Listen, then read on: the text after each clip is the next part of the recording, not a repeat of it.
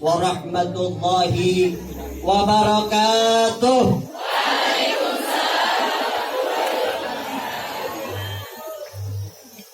Bismillahirrahmanirrahim. Bermula kata dengan bismillah, pangkal meminta pada yang kuasa, teriring alhamdulillah karena nikmatnya telah diberikan sudah.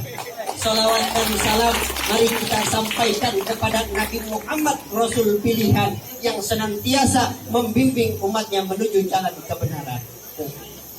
Hadirin wal hadirat yang sama-sama kami hormati, wabil khususil khusus Ibunda Dr. Randa Haja Ida Susilawati MM selaku Kepala Madrasah Aliyah Negeri 22 Jakarta, Bapak Ibu Dewan Guru, wakil, staf, TU, karyawan dan lain sebagainya, baik yang kesebut maupun yang nggak kesebut, baju merah dari kota jangan ada marah di antara kita.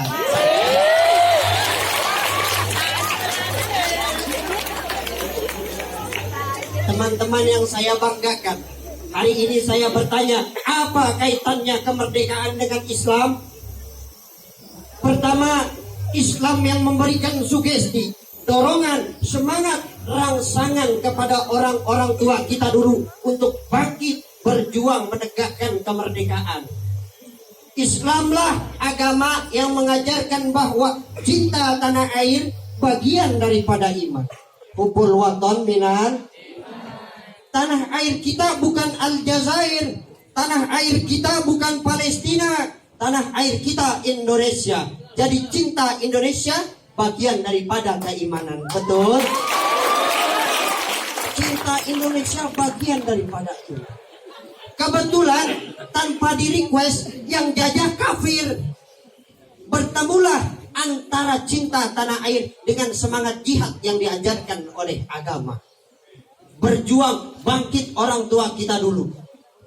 Berjuang bersama ulama dengan jamaahnya, kiai dengan santrinya, tentara bahu-membahu membangun, menegakkan kemerdekaan Indonesia.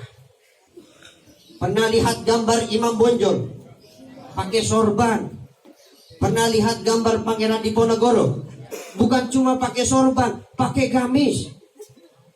Ketika Belanda dengan liciknya berhasil menculik Pangeran Diponegoro, para pengikutnya termasuk Kiai Maja mundur ke pedalaman, bentuk kantong-kantong perjuangan. Berupa apa? Pesantren. Kalau dulu pesantren hanya sebagai tempat menimba ilmu, tidak lagi. Pesantren juga sebagai kantong-kantong perjuangan menegakkan kemerdekaan.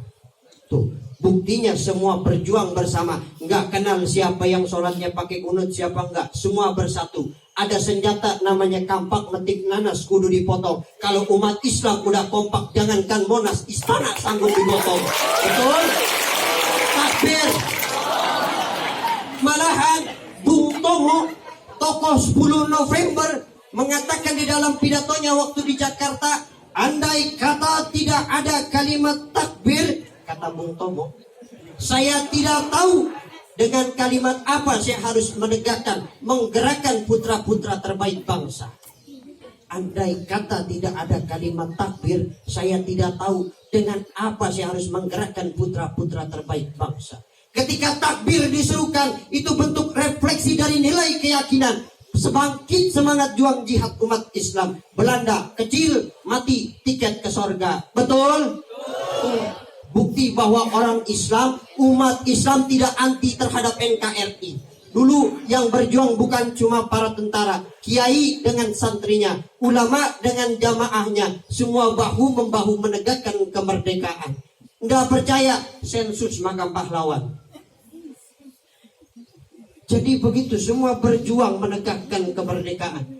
Kemerdekaan bukan hadiah Belanda, bukan kado Jepang. Tidak turun dari langit laksana turunnya embun di waktu malam. Kemerdekaan ditegakkan di atas keringat, air mata, darah, dan nyawa. Oleh karena itu, jangan kotori darah pahlawan kita dengan judi. Jangan kotori perjuangan para pahlawan kita dengan perbuatan tercela di atas negara Republik ini. Sangat disayangkan kalau selama ini pembentukan SDM hanya kepada pengisian otak. Kalau pembentukan SDM hanya bertujuan kepada pengisian otak, sangat disayangkan. Hati sering kosong, agama dangkal. Pantas kalau yang disuruh ngurus laut malah jadi bajak laut. Kalau yang disuruh ngurus hutan malah rame-rame jadi orang hutan. Kalau yang disuruh ngurus beras malah nimbun beras. Yang disuruh ngurus hukum pun membuat hukum seperti pisau. Itu yang melukai rasa keadilan rakyat. Betul?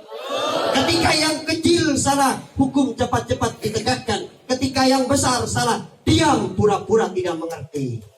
Itu yang melukai rasa keadilan rakyat.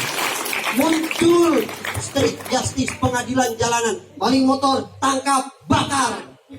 Itu bentuk dari protes rasa ketidakadilan rakyat terhadap hukum. Oleh karena itu, kalau dulu iman untuk merebut kemerdekaan, sekarang iman untuk mengisi kemerdekaan. Berjuang sama-sama, kita mulai recovery terhadap sikap mental selama ini. Kita bangkit mengisi kemerdekaan dengan keimanan. Doain para pejuang kita. Agustusan bikin doa bersama buat pejuang. Jangan dangdutan sampai pagi. Kalau kata para pahlawan, gile roh gue dijogetin. Maaf, bukan maksud ngajarin ikan berenang, bukan maksud ngajarin burung terbang, apalagi ngajarin ikan terbang, burung berenang saya nggak bisa. Bukan maksud ngajarin yang udah ngerti. Kita berbagi sama-sama, bahu-membahu mengisi kemerdekaan dengan keimanan.